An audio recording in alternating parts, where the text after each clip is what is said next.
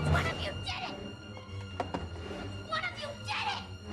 Which one of you made me the way I am? Hi guys, welcome back to my channel, and thank you so much if you've watched my last few videos.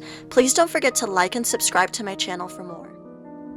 The death of your daughter influenced you how? I mean, there was a terrible period of alcoholism and a lot of other things where you just lost yourself. Yeah. You can't deal with the pain.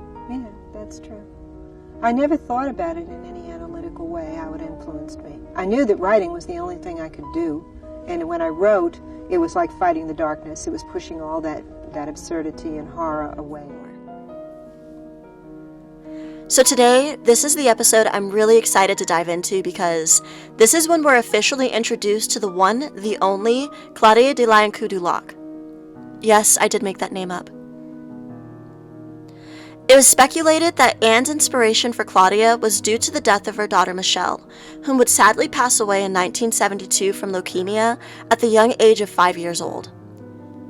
These speculations would be confirmed years later after the success of The Vampire Chronicles, which was originally a short story about a child vampire, but would completely be the inspiration for the entire series. Because there is no book in the Chronicles coming from Claudia's perspective, I will be using the graphic novel as reference, as well as the original book showing Louis' perspective. Now, let's just jump right into Season 1, Episode 4, The Ruthless Pursuit of Blood with All a Child's Demanding.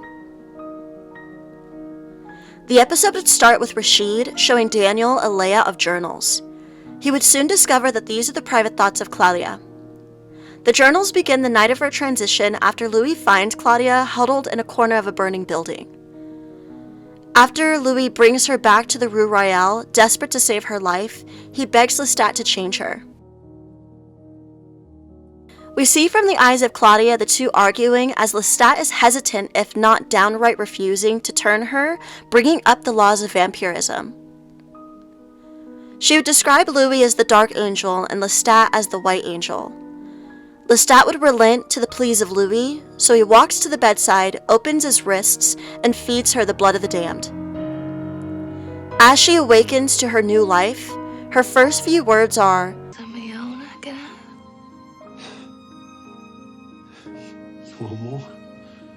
Watching this scene, I can't lie. I do prefer the movie's version of Claudia's transition.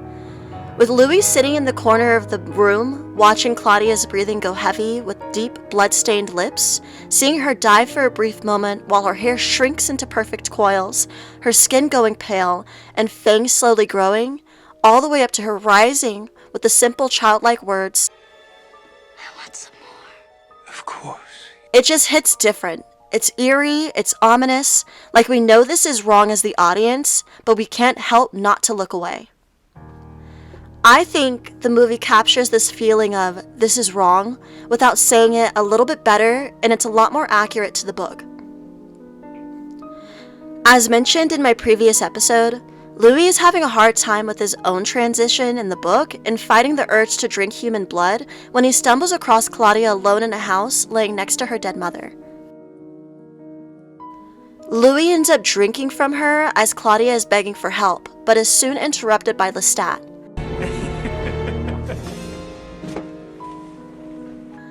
Lestat would throw in Louis' face that he can't hide from his nature of being a vampire. As Louis realizes what he has done, holding the limp body of Claudia, Lestat begins to dance with the corpse of Claudia's mother, and Louis flees the house feeling shame for what he has done. The next night, Lestat brings Claudia back to the Rue Royale. Louis is relieved that she's alive, yet she won't live due to the blood loss combined with the starvation. So Lestat moves towards Claudia to begin her transition. This is when Louis would protest. Lestat guilts Louis by saying, "So you want her to die then?" This would stun Louis. He's stuck because he doesn't want her to die, but he knows she won't live unless they do something. So he relents, and he watches Lestat feed her from his wrist, and they watch together her transition. This, to me, was definitely a power play for Lestat to keep Louis around in the book. He never mentions the laws, and he never warns Louis of the consequences of changing a child. Lestat himself admits to this being one of the most selfish decisions he's ever made. But in the show, Lestat does not want to change Claudia. He knows the consequences of changing a child into a vampire. In the end, Louis wanted this more than Lestat, but Lestat does it to keep Louis. So since we're watching from the perspective of Claudia as Daniel reads from her journals, she goes on to describe her life on the early years of being a vampire as kind of fun. I mean, she's still a child, so that makes sense. She's now rich and gets whatever she wants. She showered in gifts from Lestat as they appear as a happy family. She does acknowledge that this life is different, but just kind of runs with it. Her bond with Louis would be stronger than that of with Lestat. She would sleep with Louis in his coffin and in general gravitates more towards him. In this universe, Claudia and Louis can read each other's minds as both of their maker is Lestat. Lestat would realize that he's the third wheel in this regard. And when he realizes this, he makes a point to say, as family, there are no secrets. As each year passes, one year on her birthday, she's given a necklace that's too big for her, and she would ask both Louis and Lestat, "So when will I grow into this?" Lestat and Louis just say they'll find one in her size. At this point, she has yet to grasp the fact that she will never grow. She would also request her own coffin at some point, and she's super excited to have it as she's maturing. They would end up meeting with the coffin salesman, and because of her behavior in the store, they're forced to kill him. As years and years go by, it becomes more mundane to her. She's still fairly happy living with Louis and Lestat, and she does mention that they have little spats between each other, but it's not that big of a deal. She even comments that it's funny when they argue in French. Putain de merde! Bonne nuit! Bonne nuit. Louis' mother would end up dying, and while they're at the wake, they would see Louis' family. Gracie approaches her asking who Claudia is there with. Gracie then realizes that Claudia is now Louis' daughter. Claudia does say some pretty off comments about Louis' mother's dead body and the smell, and they would soon leave. Claudia has expressed an interest in going home. But the smell is awful. As they're on their way back to the Rue Royale, Claudia notes that Louis tells her that she's been too sheltered, and she doesn't know how to interact with people anymore. Lestat, being Lestat, pays no mind to these comments at all. He just says, she's a vampire, that's okay. But the smell is awful. To me, seeing Claudia with the child mentality and being a vampire is super fascinating to see. I really like what the directors and writers did with their changes for making her a little bit older. The movie did make her older as well, but she's estimated to be about 10 to 12 years old, while in the show she's 14, so going straight into teenhood. Whereas in the book, Claudia is maybe 5 to 6 years old. She's small enough to always be carried by either Louis or Lestat. No matter the age, being a young girl stuck in the body of a child for eternity sounds like a tragic existence. The show bringing her journals into play is a really fun take to see her mentality change as the years go by. In the book, from Louis' perspective, as he retells the years with Claudia, he would mention that she's still a child mentally, but as time goes on, he can see the change in her eyes. In the graphic novel, this same sentiment is expressed. She recalls being dressed in the finest clothes, given lavish gifts, and instead of being gifted a necklace, she's gifted a ring. This ring, in my opinion, is a representation of the seed planted that she'll never grow, just like the necklace is. In her first few years, she mentions that during this time, she likes a life of simplicity and elegance. She would spend her time hunting with Lestat, going to operas with their father, reading books, and strolling the town at night. And like Lestat, she has a deep appreciation for music. Continuing in the graphic novel, she does request a coffin. It's not as exciting for her as it is in the show. Claudia's want for a coffin is because, as mortality is weighing on her, she wonders if the coffin can be made for children. So she would request one from Louis. Her need for a coffin was to ease her curiosity, almost as if to represent her own confinement in a child's body, the same way a small child would be confined in their own coffin if they were to die that young.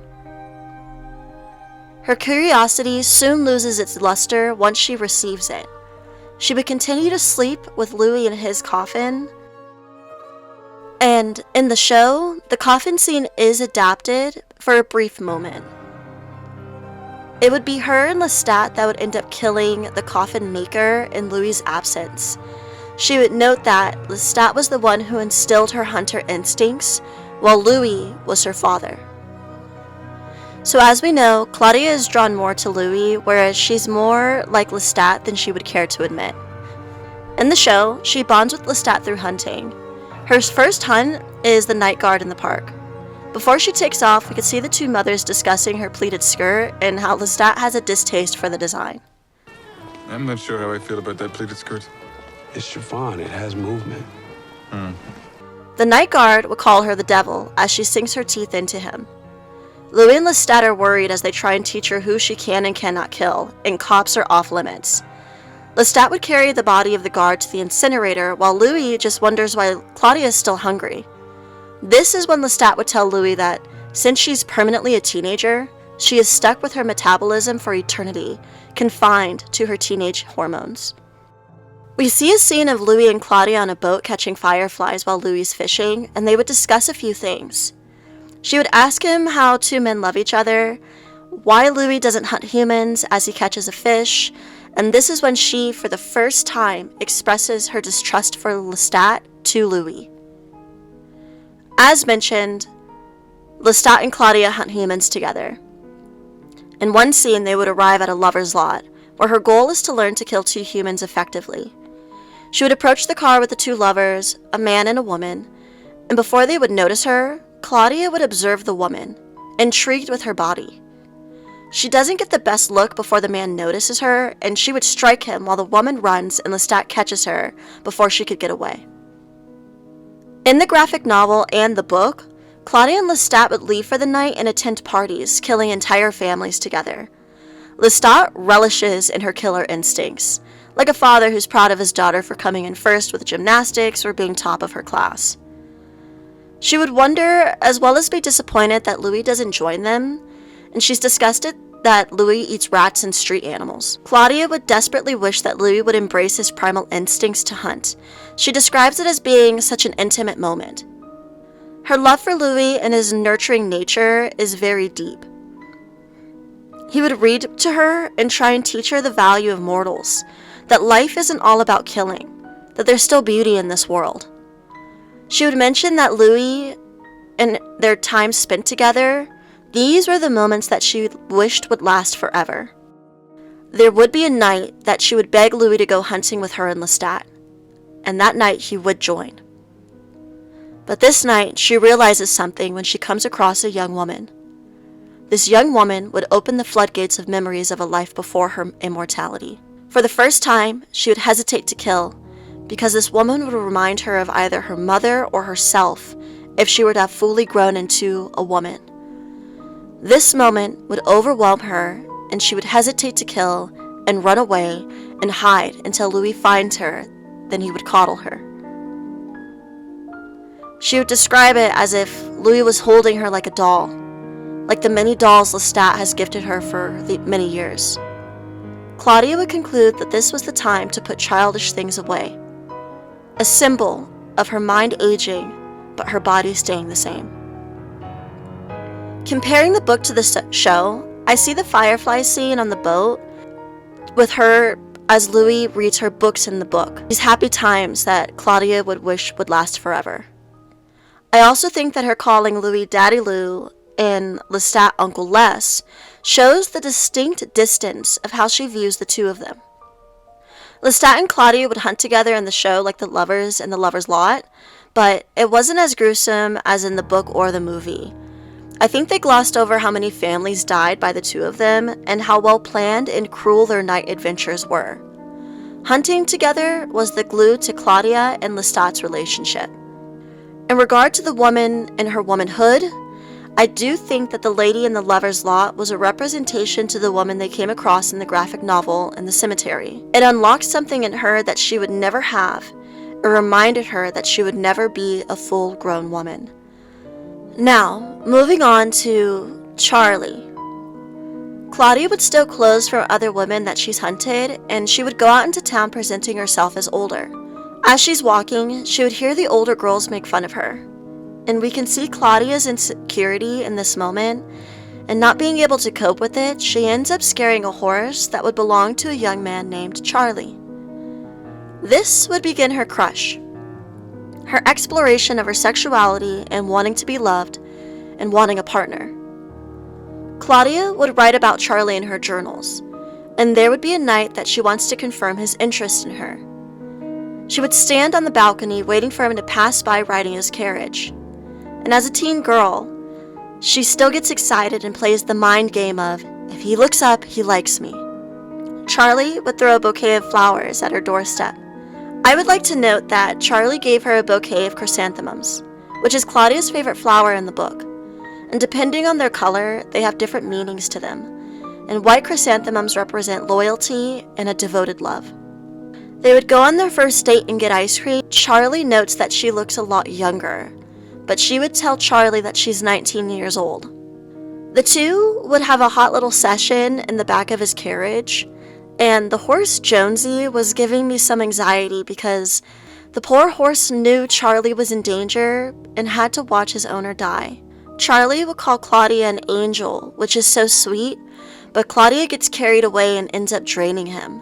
With desperation, she would bring him back and beg Lestat to change him, but she can't because Charlie is already dead. This devastates Claudia. She would go off on Lestat and admit that she wants her own Louis. She wants love. She wants a companion, pointing out how it's not fair that Lestat and Louis have each other, and Lestat also has another woman.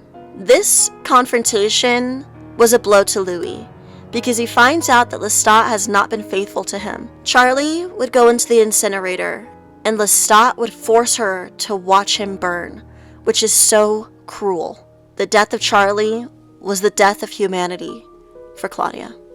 Charlie does not exist in the book or the graphic novel because Claudia is a literal child. She is damned to be seen as a toddler for eternity.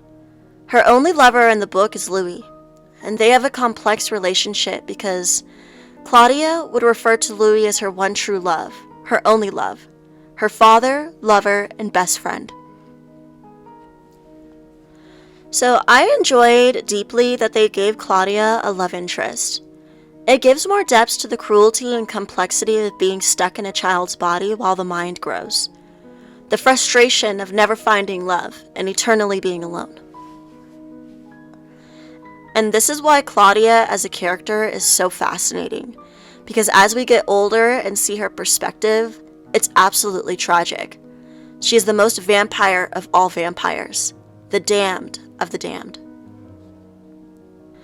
To conclude, this is by far one of my favorite episodes of the entire series. Claudia takes away the fantasy of being a vampire, but seeing her transition of thought as the years pass by, as her mind ages, her own personal thoughts of existence from her perspective gives more depth to the understanding of why she is the way she is. She would express herself to Louis in the book, but we never really got to see inside of her mind, aside from the graphic novel, by including her journals.